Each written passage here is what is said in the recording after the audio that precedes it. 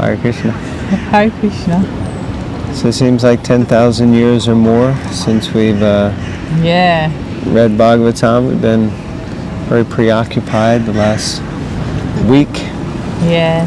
But it's been a nice preoccupation because we've had a wonderful association of His Holiness Radhanath Swami. He's here in the UK at the moment, that's why we've been preoccupied. Yeah, so not like we're with him every moment, but no. It's a good enough excuse anyway. We'll go to his classes anyway. Yeah. Okay, so we're reading, where are we at? So we're Canto 3, Chapter 29, Text 8. A reason where we are literally behind us there, that building, see I'm touching the top of it. Can't see that? That's Conway Hall, where Srila Prabhupada spoke many times when he was here in London. So it's a very auspicious holy place. Srila Prabhupada and the original 6 devotees and many other devotees back in the day, as it were gracing that building. So hence we are sitting here, which is Red Lion Square it's called. Just a stone's throw away from Berry Place, the first temple where Sri Radha were installed. Okay, so Canto 3, Chapter 29, Text 8. Om Namo Bhagavate Vasudevaya. These people. Om Namo Bhagavate Vasudevaya. Om Namo Bhagavate Vasudevaya. There's like people eating their lunch. Yeah, and only a few. And there's like pigeons galore. Pigeons. Okay. Oh my days. 100. As you can see. You saw that right there? Okay, so anyway, they're going to get the mercy today, oh best of the pigeons. They may not be pigeons, as we see from the Bhagavatam. They may be Greek souls that have... Oh, the devitas have come. Yeah, because that is a holy place behind us. True, they weren't here until we actually started filming and opened the book. It's true, though. Alright, text 8. Devotional service executed by a person who is envious, proud, violent and angry, and who is a separatist is considered to be in the mode of darkness. So this is Lord Kapila Dev speaking on something we often comment upon, which is that devotional service, even though devotional service is on the pure platform, but the practitioner can be performing it within the modes of material nature, means influenced and under the modes. So anyway, let's hear what Prabhupada is saying. Purport. It has already been stated in the Srimad Bhagavatam, 1st Canto, 2nd Chapter, that the highest, most glorious religion is the attainment of causeless, unmotivated devotional service. In pure devotional service, the only motive should be to please the Supreme Personality of Godhead. That is not actually a motive. That is the pure condition of the living entity. In the conditioned state, when one engages in devotional service, he should follow the instruction of the bona fide spiritual master in full surrender. The spiritual master is the manifested representation of the Supreme Lord, because he receives and presents the instructions of the Lord as they are by disciplic succession. It is described in Bhagavad Gita that the teachings therein should be received by disciplic succession, otherwise there is adulteration. To act under the direction of a bona fide spiritual master with a motive to satisfy the Supreme Personality of Godhead is pure devotional service. But if one has a motive for personal sense gratification, his devotional service is manifested differently. Such a man may be violent, proud, envious and angry, and his interests are separate from the Lord. It's interesting that, because devotional service is pure. Just as sometimes people say, oh, she's a good devotee, she's a bad devotee, but that don't make sense, because the devotee cannot be bad as such, you know? So no, well, a devotee in the true sense of the word. Yeah. I mean, I get your point. I'm just saying, yeah. But yes, it's true. We should understand that as practitioners, ourselves and others around us, we will be on different levels and influenced by different modes. And so, because my point I'm making is, as you're on this path, you can get bugged out or disturbed because you think, why are they acting like that? You know, why do they behave like? Why am I in this, like, for example, in my experience, okay, Pujari department, you know, happily serving away, blah blah blah, and then you just see different types of behaviors or personalities. And for sure, in my role as just whatever, you know, mentor, whatever, I get asked this a lot, especially at the temple I'm serving, whatever. The point is, it's important to understand. Whatever. I'm just trying to be careful I don't get sued. But the point is, they're different. Yeah, by a bad devotee. Yeah, we experience it through a different filter, if that makes sense, you know.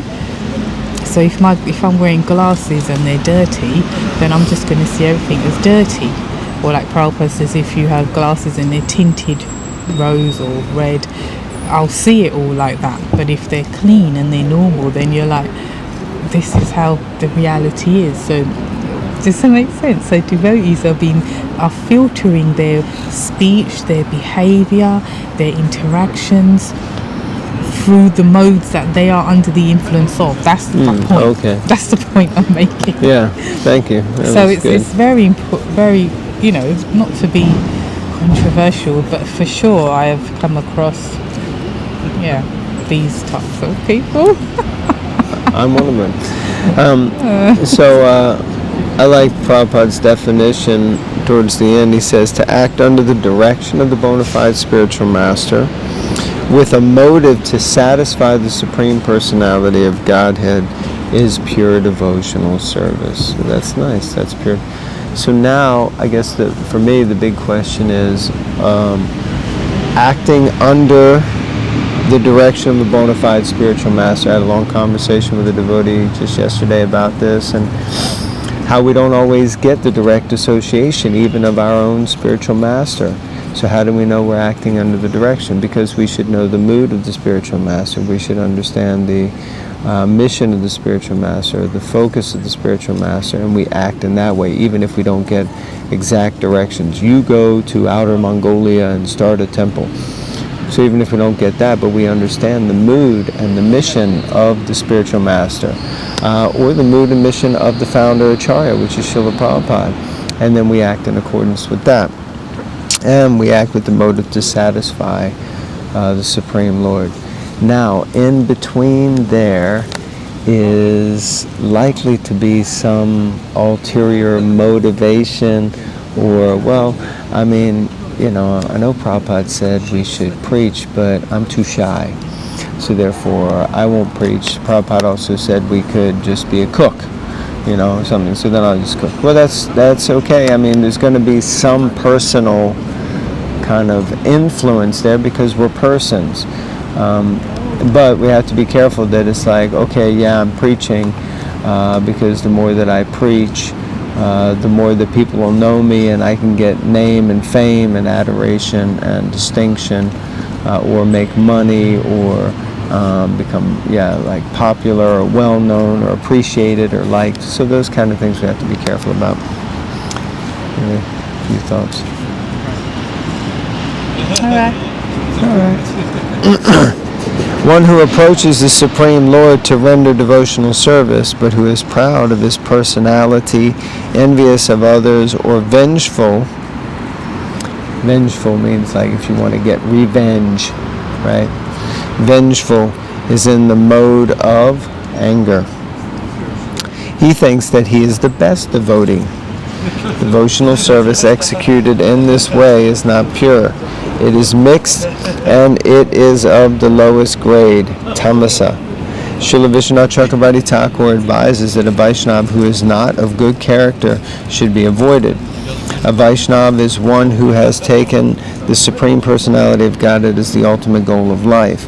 But if one is not pure and still has motives, then he is not a Vaishnava of the first order or of good character. One may offer his respects to such a Vaishnava because he has accepted the Supreme Lord as the ultimate goal of life, but one should not keep company with a Vaishnava who is in the mode of ignorance. So this is powerful. And I guess the main point being that, for ourselves, we need to move away from the motivated mentality. That will affect everything that we do. What is it? Third line. Chunadapi suniche nato orapisi amanina manadena. That we should offer respect to others and not expect any respect in return. So we should not have any real expectations of getting something out of devotional service other than the opportunity to perform devotional service. That's it. And of course, we have to be careful. It's not that one size fits all, and anyone who chants Hare Krishna or took initiation or was Prabhupada disciple or or whatever, was around in the early days or saw Prabhupada or whatever it is, it's not that everyone is association that we have to seek out, kind of thing. Yeah, because everyone's dealing with their own challenges differently. But all should be respected. Yes. Respect should be given to all. Yes. But whether or not we hang out with them and take their association, hear from them, take guidance and advice from them, that's a different thing. Yeah, because Prabhupada says you should even offer your respect if you see a Mayavadi sannyasi or someone from another school. Yeah. You still pay, you don't disrespect them. You still... we should respect an ant, for God's sake. So, but the important point is don't take association. You don't need to hang out with them and hear from them and that. Alright, text 9.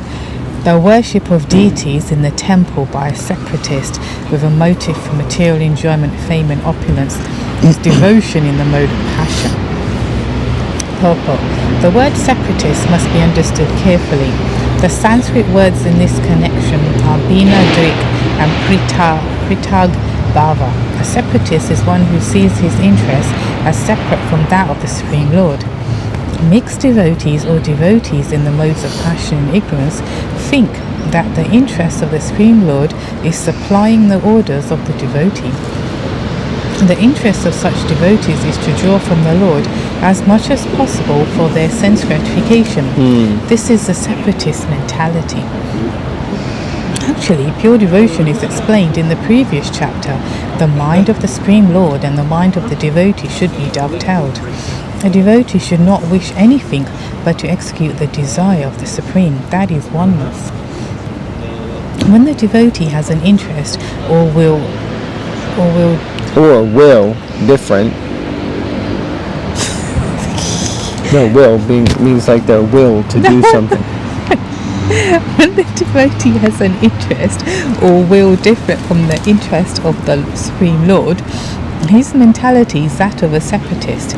When the so-called devotee desires material enjoyment without reference to the interests of the Supreme Lord, or he wants to become famous or opulent by utilizing the mercy or grace of the Supreme Lord, he is in the mode of passion. And that's easily done. In the Nectar of Devotion, when I remember when I was reading it first time, it was explaining how all the different fringe benefits, as it were, this doesn't use that word, but that's me summarizing it, of devotional service. Yeah, you do get name, fame, adulation. You do get byproducts. These things come as byproducts. And you may not initially seek it, and that's also acceptable and fine. Most people don't, but they do come. And because we're conditioned souls, until we get on a very high, strong platform, it's very easy to forget the original goal or path, and you can get swayed by these things. So one has to remain grounded and focused, and if not, I think that's why we get regular slaps. And it's like Krishna. Regular what? Slaps? Yeah, in a nice way. you know, like you see in the movies when a woman's freaking out and the man, old-fashioned movies, and then she slaps her and she's like, oh, you know, thanks, I'm all right now. Nowadays you get beaten up, but the point I'm making is that Krishna gives slaps different ways, so then you're like, oh yeah, what was I doing? Why did I get caught up in all that?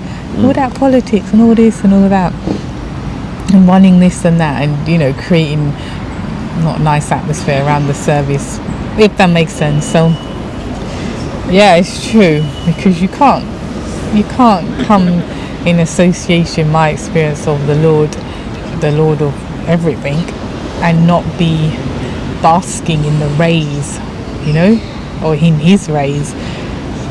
And that's just on the little scale that we are. Imagine when we really get close to him. Okay. Next paragraph. Mayavadis, however, interpret this word separatist in a different way. They say that while worshipping the Lord, one should think himself one with the Supreme Lord. This is another adulterated form of devotion within the modes of material nature. The conception that the living entity is one with the Supreme is in the mode of ignorance. Oneness is actually based on oneness of interest, as we've heard quite a few times before. A pure devotee has no interest but to act on behalf of the Supreme Lord. When one has even a tinge of personal interest, his devotion is mixed with the three modes of material nature. So, yeah, we have to be very careful. Basically, we have to be very careful that we align our interests with the interests of the Lord, and we conduct ourselves in a way that is pleasing to the Lord. Where were we at the other day, and we did something, and we sat down, and it was like, oh yeah, you know, it's like we have to constantly be thinking, you know, will Krishna be pleased with this? Will Krishna be happy? Is this, if the spiritual master was present, if the Vaishnavas were present, would they be pleased with this? Would they be happy with me, you know? I remember someone saying to me once that, you know, we should conduct ourselves in such a way as if the spiritual master is sitting next to you all the time.